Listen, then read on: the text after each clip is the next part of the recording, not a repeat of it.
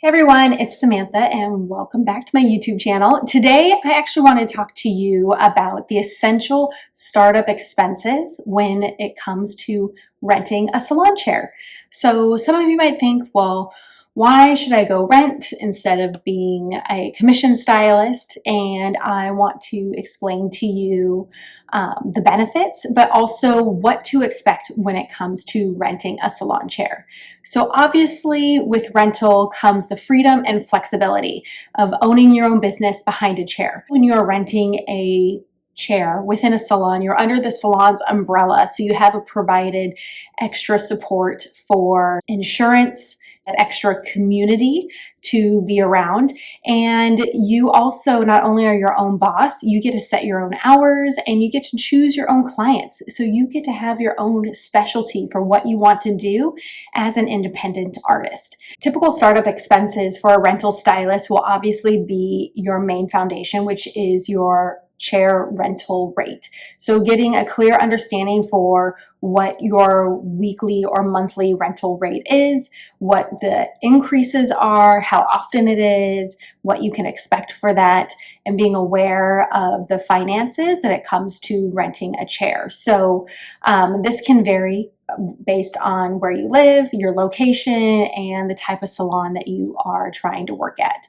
And then also is the essential supplies, so such as your color, your tools, cleaning supplies sometimes, or sanitation equipment. I would definitely get a very thorough understanding for what the salon will offer you when it comes to rental. Does the salon provide back bar, or do you have to get your own back bar? Does the salon supply products for samples, or do you have to carry your own products to use on your clients? And what about capes and towels? So it's understanding what you need to purchase, what you need to keep on stock to be able to supply a full service for your client. Most typical rental salons will sometimes cover the towel, internet, Wi-Fi, water, coffee, and sometimes back bar, but sometimes some salons will not cover back bar, as in like your shampoo, conditioner, masks, and styling products for your clients. But for most rentals, you will have to provide your own color, your own tools. So cutting tools, hot tools, irons, scissors, clippers, whatever it is that you specialize that you would need to service your client, you will have to maintain on your own. Another thing is obviously licensing and insurance. So you want to make sure that you have your personal and professional license up to date for what your state requires, and then also liability insurance and business insurance. Some salons might cover insurance for you or make you pay a fee for it, but I would look into that. If they don't, I would definitely get your own insurance to cover you and your clients behind the chair. Another thing that you want to be prepared for. Ready to boost your profits behind the chair? Visit awealthyhairstylist.com today. Is marketing and client acquisition. So when researching salons and finding somewhere to work, do some research on the salon. Check out the reviews. How do they look online? Do they have a good social presence?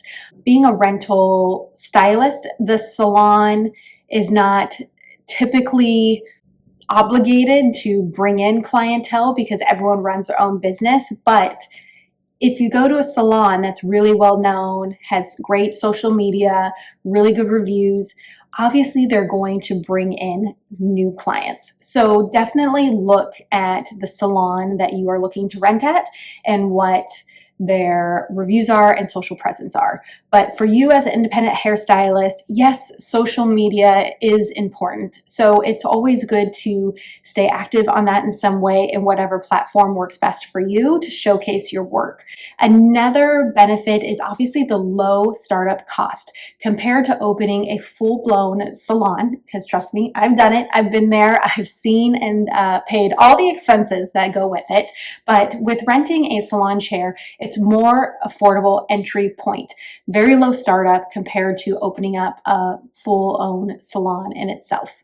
And then obviously the network and exposure. So you are exposed to other stylists and their craft, and a chance to form more community and a chance to form collaboration with other stylists and possible shared clientele. It just kind of depends on how the salon works, I do have some stylists who rent in my salon and they do their clients color, but they don't necessarily specialize in extensions. So I will offer my services for their clients if they need extensions done, but they still want to see their stylist for color. So because they are in the same house, like we all work at the same salon, that is something that I am willing to work with, because normally for a new client coming to me, if they get their color done elsewhere outside another salon, I technically personally won't allow it. I like to have kind of more control of what I do with the color. And if I work with a fellow stylist in my salon, her and I can work together on what I need her to do to achieve the results I need done with her color, so I can blend the extensions to the best of my ability. So with renting a chair, you definitely have collaboration with other stylists within your salon. Another very important thing to do as an independent stylist is to manage your finances. You need to have a very clear understanding as to what your expenses are, like your monthly color expenses, your insurance, your rent, the amount you pay for your tools and all your supplies, and setting realistic prices for your services. So not only do you need to understand how to cover all your expenses within your pricing, but you also want to have a profit rate. Because if your pricing is not priced accordingly for where you're renting and the expenses that you are occurring at your new rental space, you're going to start eating into your profit.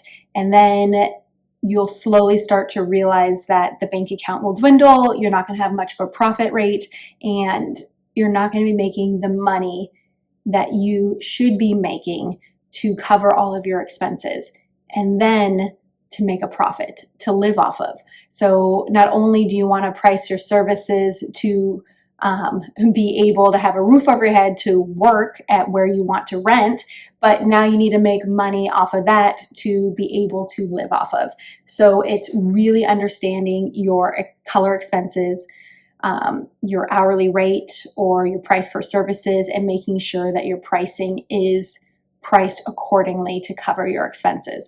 And if you have trouble learning and understanding how to properly price your services, I do have an online educational course called the Success Club course that will specifically show you how to walk through and price your services, whether you want to go hourly on a la carte, or if you want to obviously then incorporate a profit rate. And through the entire course, I will show you how to incorporate your business and to make a profit, and you will be a happy stylist by the end of that. So, but by keeping track of your expenses and your income, whether that's weekly or monthly, is only going to give you a better understanding of what you're taking home at the end of the day, at the end of the week, and at the end of the month. And my biggest tips for success for an independent hairstylist when it comes to renting a chair is to build a strong client base. So focus on providing exceptional service and exceeding expectations. So I always highly recommend to underpromise and overdeliver, because when you can overdeliver for a client, they are your client for life. Another thing is to possibly specialize in services. Niche it down, simplify what you do, and be really good at a few things. And that is what you will do the whole time when you are behind the chair. So if you are going to specialize something that you are really freaking good at. So whether that is haircuts, vivid color, extensions, like go all in, try it, give it a go. And I think you'll be thoroughly surprised with really having more time and freedom to do what you really love to do behind the chair.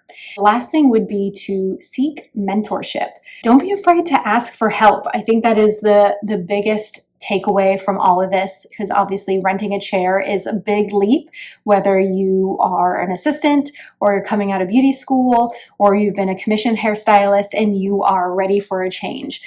Don't ever think twice about asking for help, getting feedback or opinions or mentorship. If you know somebody who is doing what you love to do, ask if they would be able to do a mentorship for you. And whether you come in for a day to see how they work, or a day at the salon that you're possibly interested in working at. Get a feel for the salon and the stylist working there. I think that's a great way to kind of ease into the space. My top tips for when it comes to renting a chair and the expenses and things to look out for and what to plan for. So if you have any questions, drop them below, and don't forget to hit like and subscribe, and I will see you guys back here soon. Bye.